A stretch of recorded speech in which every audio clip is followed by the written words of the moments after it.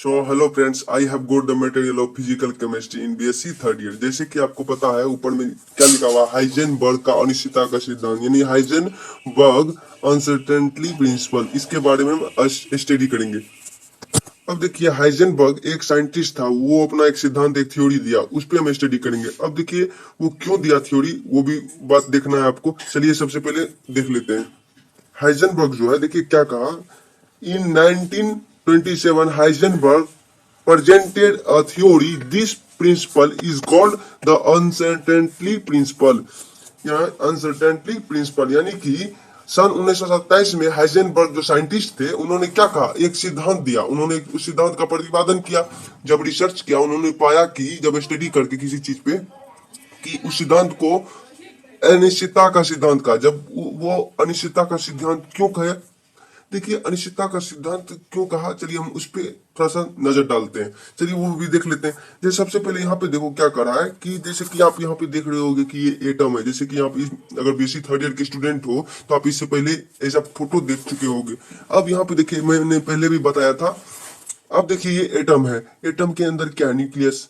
तो जो according to classical mechanism था, यानी कि आप ऐसे कह सकते हो कि यहाँ पे क्या कह रहा है, इसके अकॉर्डिंग अनिश्चितता का सिद्धांत दिया गया। किसके अकॉर्डिंग, इसके अकॉर्डिंग। सबसे पहले देखिए, हाइजेनबर्ग जब थ्योरी नहीं दिया था तो हम ऐसे मानते थे अकॉर्डिंग टू क्लासिकल मैकेनिक्स। तो वो मतलब उससे पहले क्या थ्योरी चलता था, अलग अलग साइंटिस्ट जो थ्योरी दिया था उससे पहले, अनिश्चितता के सिद्धांत से पहले।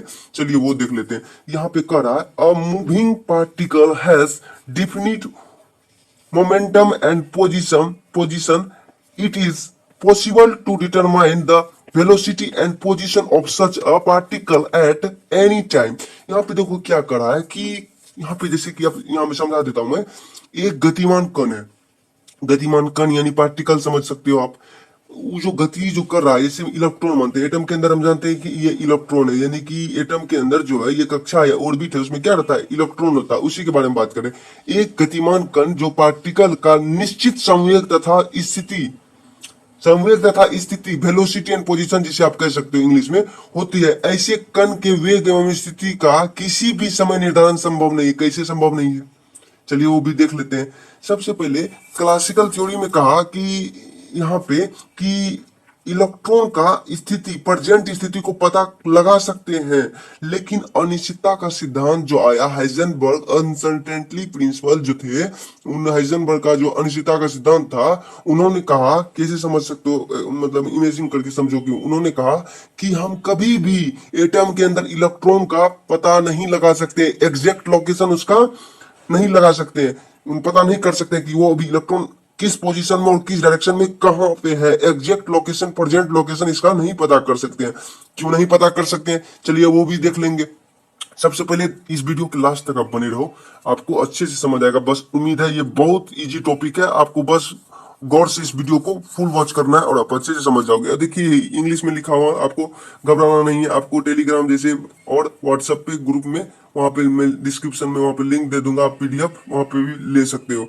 और यहाँ का जो आपका पीडीएफ है वहाँ पे मिल जाएगा हिंदी एंड इंग्लिश में। आपको हिंदी मीडियम वाले के लिए थोड़ा सा कॉम्प्रोमाइज करके चलना होगा। यहाँ मैं इंग्लिश में लिख रहा हूँ, जैसे कि आप देख सकते हो कि इसका मैं हिंदी वहाँ पे पीडीएफ में दे चुका हूँ। मैं हिंदी में ही बता रहा हूँ और इंग्लिश में भी बता रहा हूँ। चलिए अब आगे समझते हैं। इतना तक तो समझ में चल गया कि पहले का साइंटिस्ट जो इलेक्ट्रॉन था, उसके उसके बारे में कह रहा था कि इसका एग्जैक्ट लोकेशन हम जान सकते हैं। लेकिन अनिश्चितता जो हाइजेनबर्ग अनसर्टेनिटी प्रिंसिपल था, अनिश्चितता का सिद्धांत, उसके अकॉर्डिंग ये संभव ही नहीं है। चलिए क्यों संभव नहीं है, चलिए वो भी देख लेते हैं। अब आगे देखो, यहाँ पे समझ गए। अब आगे हम जानेंगे यहाँ पे according to Heisenberg uncertainty principle. यहाँ पे देखो क्या कह रहा है, कि ये जो आपका प्रिंसिपल है, चलिए देख लेते हैं। The velocity and position of a moving fine particle like electron are not simulated usually determined correctly. This is Heisenberg's uncertainty principal.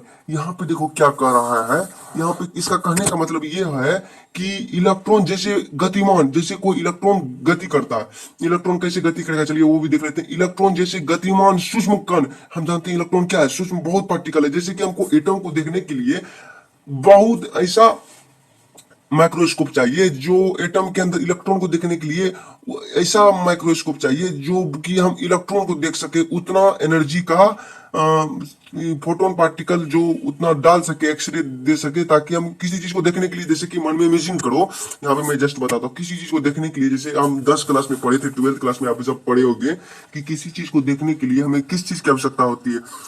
जैसे कि यहाँ पे मान लो कि कोई आदमी खड़ा है, ठीक, और यहाँ पे लाइट है, तो हमको यहाँ पे हम खड़े हैं यानी आप खड़े हो।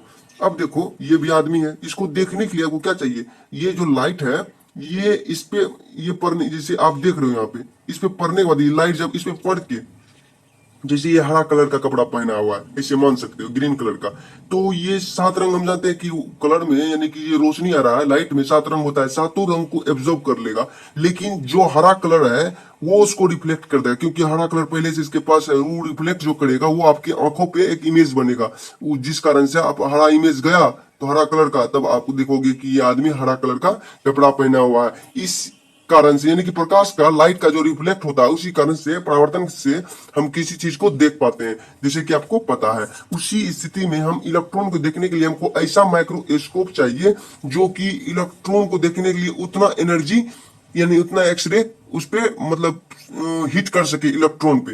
जब इलेक्ट्रॉन पे हिट करेगा तब जाके हम इलेक्ट्रॉन देख सकेंगे। इसके लिए हमें चाहिए इलेक्ट्रॉन माइक्रोस्कोप। जैसे यहाँ कहा जा रहा है कि इलेक्ट्रॉन, देखो जैसे कि मैं यहाँ बता दिया हूँ कि इलेक्ट्रॉन जैसे गतिमान, इलेक्ट्रॉन गति कर रहा है, कहाँ पे कर रहा है, एटम के अंदर ऑर्बिट में।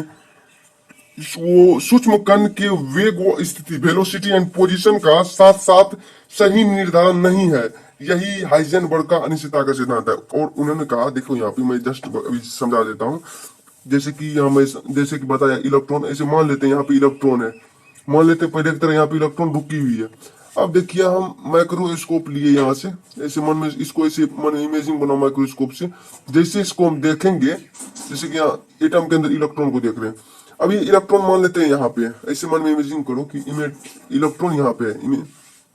जब इसको देखने के लिए हमें एक्सरे, या एक्सरे के अंदर देखे, एक्सरे के अंदर क्या होता है, एक्सरे के अंदर होता है एक फोटोन होता है, क्या होता है, फोटोन।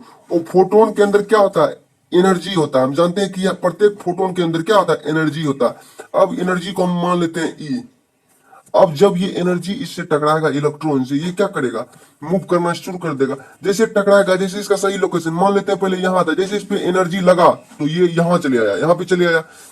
अब तो हम इलेक्ट्रॉन को उसका सही मूवमेंट नहीं दिख सकते हैं, किसके कारण से, वो हाइजेनबर्ग साइंटिस्ट जब रिसर्च कर रहे, ऐसे समझ सकते हो आप इमेजिंग करके, कि जब रिसर्च कर रहा था तो उन्होंने देखा कि इलेक्ट्रॉन को देखने के लिए जैसे ही उस पे फोटोन पार्टिकल डाला तो वहां अपने जगह से वो हिल गया। जैसे कि यहाँ पे देखो, ये अपने जगह से हिल गया। जैसे अपने जगह से हिला तो क्या हो गया, अपने जगह से हिलने के बाद वो अपने एक जगह से दूसरी जगह चले गया। तो हम इससे ये हमें पता चला कि कभी भी हम इलेक्ट्रॉन का सही पोजीशन ज्ञात नहीं कर सकते हैं।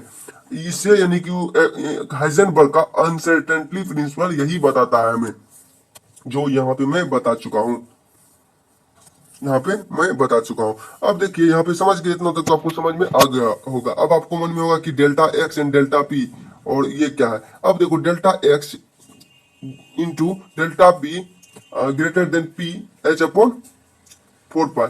अब ये देखो एच अपॉन 4 पाई से ये क्या है, ये दोनों delta P and delta x बड़ा है, डेल्टा एक्स और डेल्टा पी किससे बड़ा है, एच अपॉन 4 पाई से।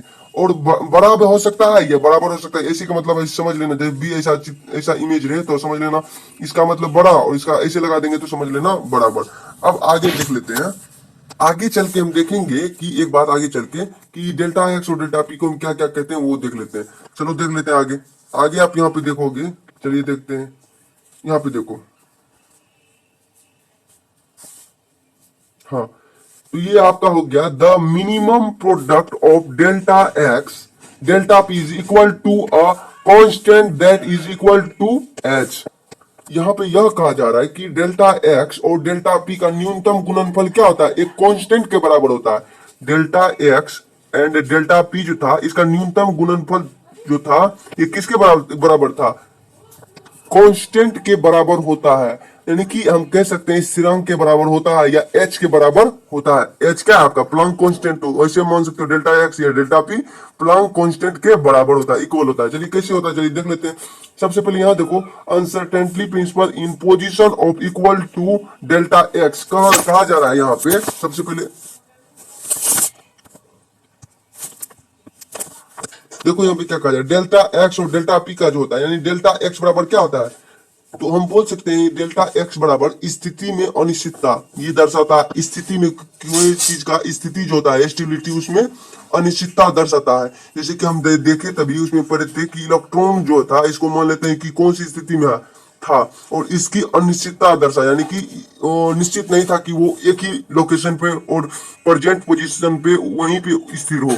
जैसे इस पे लाइट डालेंगे तो ये आगे मूव कर जाएगा, समझ गए। अब आगे देख लो आप, delta P equal uncertainty in momentum. अब यहाँ पे यह कहा जाए डेल्टा पी क्या क्या बोल रहा है, संवेग में अनिश्चितता, संवेग में अनिश्चितता, जो उसका संवेग होगा उसमें अनिश्चितता बोल रहा है, मोमेंटम में अनिश्चितता। क्लियर। अब देखो H equal Planck constant, H आपका क्या है, एक प्लांक कांस्टेंट है। एच इक्वल एच बराबर क्या है आपका प्लांक कांस्टेंट। चलिए यहां तक आपको समझ में आ गया होगा। अब आगे देख लेते हैं। आगे यहाँ देखो, to understand the uncertainty principle clearly determine the momentum and position of an electron moving in Bohr's orbit। अब यहाँ पे देखो बोर का जो ऑर्बिट था उसके बारे में क्या कहा जा रहा है। यहाँ पे कहा जा रहा है कि यह कि अनिश्चितता के सिद्धांत को स्पष्ट रूप से समझने के लिए हमें क्या करना होगा, बोर कक्षा यानी कि बोर का जो ऑर्बिट था उसमें घूमते हुए किसी इलेक्ट्रॉन का संवेग एवं स्थिति का निर्धारण करना है, यानी कि लेना है। यही वहां पे यहाँ पे कहा जा रहा है। समझ गए, इतना तक आपको समझ में आ गया होगा। अब आगे देखो यहाँ पे क्या कहा है, to see the position of this electron there is a special microscope in which the electron can be seen। यहाँ पे यह कहा जा रहा है कि देखो यहाँ पे कि इस इलेक्ट्रॉन की स्थिति को देखने के लिए एक ऐसा विशेष माइक्रोस्कोप, जैसे कि मैं पहले ही बता चुका हूँ, इलेक्ट्रॉन को देखने के लिए एक विशेष प्रकार का माइक्रोस्कोप चाहिए हमें, जिसे हम इलेक्ट्रॉन माइक्रोस्कोप कहते हैं। यही हमें, उसी से हमें इलेक्ट्रॉन मतलब दिखाई देगा। इतना तक तो आपको पता चल गया। चलिए ये आपका हो गया। अब आगे देख लेते हैं। आगे आप यहाँ पे देखोगे, यहाँ पे क्या कहा जा रहा है, an electron will be visible when it reflect light from its surface. यहाँ पे यह कहा जा रहा है कोई भी इलेक्ट्रॉन तब दिखाई देगी जब वो अपनी सतह से प्रकाश का परावर्तित करे। जैसे कि आपको पहले बताया, जैसे इलेक्ट्रॉन है, जैसे यहाँ से माइक्रोस्कोप से हम इसको देख रहे हैं, मन में सोचो कि यहाँ से लाइट निकला, जब ये लाइट रिफ्लेक्ट करेगा तभी हमें दिखाई देगा। जैसे यहाँ से हम देख रहे हैं, इसे समझ लो कि यहाँ से हम देख रहे हैं, ये मेरा आंख है, तो इलेक्ट्रॉन को देखने के लिए लाइट को रिफ्लेक्ट जरूरी है। तो वही यहाँ पे कहा जा रहा है कि यहाँ पे कि कोई भी इलेक्ट्रॉन तब दिखाई देगी जब वो अपनी सतह से प्रकाश का परावर्तित कर दे। क्लियर, ये आपको समझ में आ गया। आगे देखो, because an electron is a very small particle it must be x-rays of the same size to see it। अब देखिए यहाँ पे क्या कहा जा रहा है कि अब देखो यहाँ पे, क्योंकि इलेक्ट्रॉन बहुत छोटा होता है, जैसे कि आपको पता है इलेक्ट्रॉन बहुत छोटा होता है। ये टर्म जब आपको दिखाई नहीं देगा नेक्ड आइज, तो इलेक्ट्रॉन कैसे दिखाई देगा, उसको देखने के लिए जैसे आपको बताया कि माइक्रोस्कोप की आवश्यकता होता है विशेष प्रकार का। क्योंकि बहुत छोटा पार्टिकल होने के कारण इलेक्ट्रॉन, इसलिए उसे देखने के लिए उस पर उसी साइज की एक्सरे पड़नी चाहिए। जैसे इलेक्ट्रॉन है, इलेक्ट्रॉन को देखने के लिए हमको इसी साइज की, इतना ही साइज की एक्सरे चाहिए। जैसे कि मान लेते हैं ये एक्सरेज है, एक्सरेज है, ये जो चित्र बनाया मैंने ये एक्सरेज है। जब इस पे डाला, जब ये रिफ्लेक्ट होगा, एक्सरेज के अंदर क्या है, एक्सरेज के अंदर फोटोन पार्टिकल है, फोटोन, ये रिफ्लेक्ट करेगा तब तो हमें इलेक्ट्रॉन दिखाई देगा। अब फोटोन में एनर्जी है, जैसे एनर्जी इससे टकराएगा इलेक्ट्रॉन से, अपनी स्थिति से विचलित हो जाएगा, यानी कि मूव कर जाएगा, आगे चल जाएगा, तो उसका सही स्थिति नहीं पता कर सकते हैं।